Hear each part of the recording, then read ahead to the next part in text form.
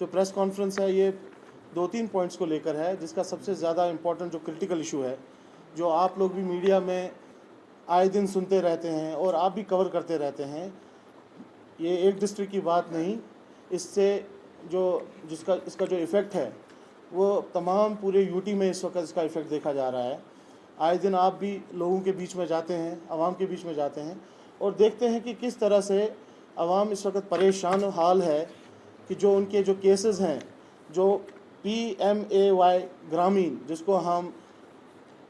जो मकान के केसेस जिनको हम शॉर्ट में बोलते हैं लोगों के लिए, आप बखूबी जानते होंगे कि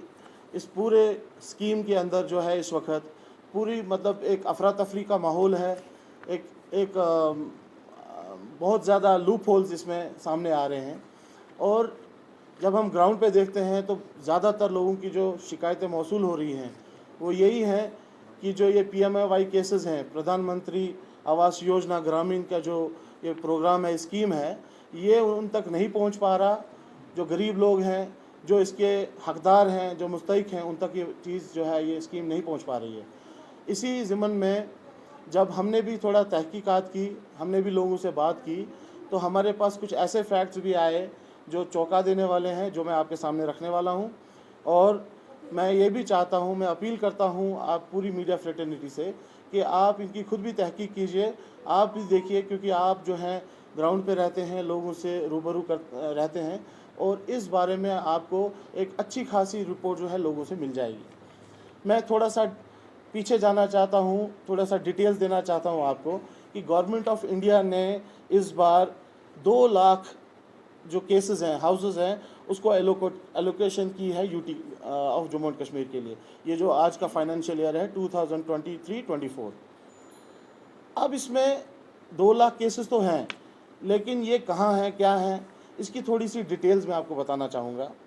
कि आपको ये बखूबी पता होगा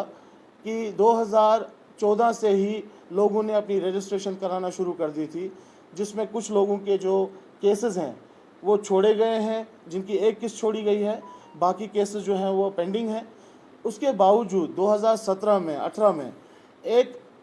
नई जो एक एक्सरसाइज की गई थी RDD डिपार्टमेंट की तरफ से, रूरल डेवलपमेंट डिपार्टमेंट की तरफ से, कि जो जितने भी ये ऑनलाइन केसेस हैं या जितने भी जो पोर्टल में चढ़ाने हैं, जिनको ऑनलाइन करना है, तो उन सबको जो है रजिस्टर किया जाए। वो एक एक्सरसाइज की गई और साथ ही साथ यहाँ पे सबसे बड़ा जो कैच है वो ये है कि इन लोगों को, जो हमारे गरीब लोग हैं, जो मुस्तहिक हैं इस प्रोग्राम के, उनको ये बोला गया कि आप जो हैं आप रजिस्टर हो चुके हैं, आप ऑनलाइन हो चुके हैं, तो आप एक काम कीजिए, आप अपना काम शुरू कर दीजिए। तो उनने अपना मकान बनाना स्टार्ट किया, जिसका उनने बेस जो है वो तैयार किया। और वो कैसे तैयार किया, क्योंकि उनके पास पैसे तो अभी आए नहीं थे, तो बहुत सारे लोगों ने उसमें लोन लिया, बहुत सारे लोगों ने कर्जा लिया, बहुत सारे लोगों ने अपनी चीज़ें बेची, क्योंकि आपको पता है ये मकान जो है ये दिल के बहुत करीब होता है किसी भी इंसान के। तो कहीं ना कहीं उनने वो शुरुआत की, सिर्फ डिपार्टमेंट के लोगों के कहने के ऊपर उन्होंने वो शुरुआत कर दी। उसके बाद आज तक वो केसेस जो हैं अभी तक उनके छोड़े नहीं गए हैं। और जब अब आज एक गवर्नमेंट की तरफ से पहल हुई है कि 2 लाख केसेस छोड़े जाएंगे, ठीक है, तो उन केसेस को जो है फिर से एक बार देखा गया कि क्या ये केसेस सही हैं, गलत हैं। लेकिन जो ये 2017-18 के जो पेंडिंग है, जिनको हम परमानेंट वेटिंग लिस्ट में बोलते हैं, उनको उनने अपना मकान, क्योंकि आप बड़े समझदार लोग हैं, ये समझ सकते हैं कि 6-6 साल 7-7 साल जो है कोई भी वहाँ पे मतलब रुकेगा नहीं, मकान के लिए कोई भी रुकेगा नहीं केसेस के लिए। तो उनने अपने मकान खड़ा कर दिए और वो खड़ा करने के बाद आज गवर्नमेंट उनको ये बोल रही है कि एक ऑर्डर निकला है 2 दिन पहले,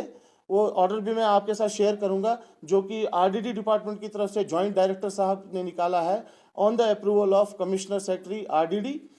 उस ऑर्डर में ये लिखा गया है कि आप जो है जितने भी ये मकान हैं जो वेटिंग लिस्ट में थे, जिनको पहले ये बोला गया कि आपको केसेस दिए जाएंगे, अब उनको जो है ये केसेस नहीं दिए जाएंगे ड्यू टू रीजंस कि उनने अपने मकान बना दिए हैं। लेकिन आवाम की तरफ से सबसे बड़ा जो सवाल उठता है वो यही है कि क्या इसमें गलती किसकी है, क्या ये गवर्नमेंट की गलती है कि इतना डिले हुआ उनको केसेस देने में? तो ये कहाँ पे ये चूक हुई है? आज उनको ये बोला जा रहा है कि आपको ये केसेस जो हैं नहीं दिए जाएंगे, तो वो लोग कहाँ जाएंगे? उनके उनके आज कर्जा उनके ऊपर है, बैंक के लोन उनके ऊपर हैं। और इसमें सबसे ज़्यादा अगर आप देखेंगे जो पब्लिक रिप्रेजेंटेटिव्स हैं, इलेक्टेड रिप्रेजेंटेटिव्स हैं, उनको इस्तेमाल किया गया कि आप लोगों के अंदर ये बात जाके बोलें कि उनको ये केसेस दिए जाएंगे। लेकिन आज वही पब्लिक रिप्रेजेंटेटिव्स जो हैं लोगों के सामने झूठे बन चुके हैं, क्योंकि कहीं ना कहीं ये जो लूप होल है, ये जो आज एक ऑर्डर आता है, तानाशाही वाला ऑर्डर ही बोलूँगा मैं इसको, कि जिसमें ये बोला जा रहा है कि इनको डिलीट किया जाए।